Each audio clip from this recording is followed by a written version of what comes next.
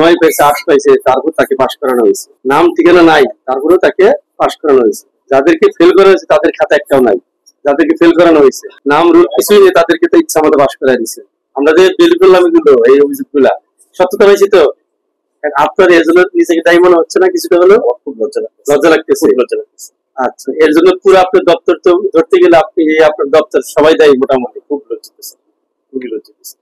100 জন পরীক্ষা নিয়ে 10 জন পাশ করে যায়। সঠিক স্যার, রাইট, সঠিক স্যার। আপনাদের তো সমস্যা নাই না স্যার? আপনার কি স্বার্থ যে আপনি পাশ করে নাই, 0 হয়েছে আপনি পাশ করে দিবেন কেন? বুঝলি আপনার সাথে আর সম্পর্ক আছে, টাকা দিচ্ছে পাশ করে দিচ্ছেন।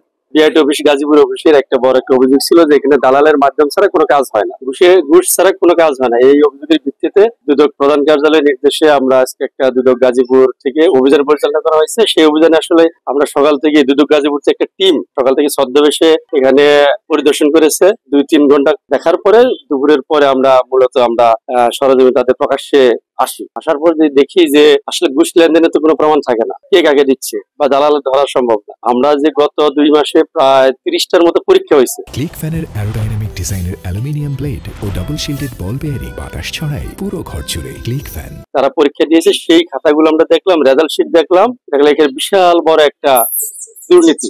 কিছু সংখ্যক লোক পরীক্ষা 0 পেয়েছে, 5 পেয়েছে, 6 পেয়েছে, আসলে 20-এর মধ্যে 12তে পাশ হওয়ার কথা, সেগুলো পাশ করাই দিয়েছে। নাম ঠিকানা নেই, সেগুলো পাশ করাই দিয়েছে। একই ব্যক্তি একাধিক খাতায় একজনই ফিল আপ করে দিয়ে দিচ্ছে, পাশ করে দিয়ে দিচ্ছে। আরো দেখলাম যে এই অবজেক্টিভ 4টা মধ্যে একটা টিক দিতে হবে, 2-3টা করে টিক, সেগুলো পাশ করে দিয়ে দিচ্ছে। তাতে বোঝা যায় যে এখানে এরা ইচ্ছাকৃত ভাবে হয়তো নিজেদের মন মতো লোকের কাছ থেকে হয়তো টাকা পেয়েছে, তার প্রেক্ষিতে তাদেরকে এগুলো পাশ দেখানো হয়েছে, তাদেরকে লাইসেন্স প্রদান করেছে।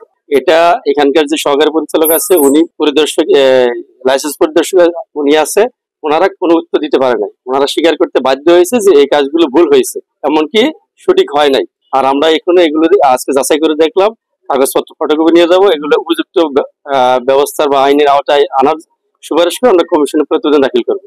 কমিশন আইনানুগ ব্যবস্থা নেবে ইনশাল্লাহ। আমাদের আর এই অভিযান নিয়মিত অব্যাহত থাকবে। আশা করি ভবিষ্যতে যদি আরো কোনো অন্যায় দেখেন আপনার বা দুর্নীতি দেখেন, আপনারা দুদককে অবহিত করবেন। দুদক যথাসাধ্য বা আইনানুগের ভিতর থেকে উপযুক্ত ব্যবস্থা নেবে ইনশাল্লাহ। আর আমরাও এখানে নিয়মিত পর্যবেক্ষণ রাখবো।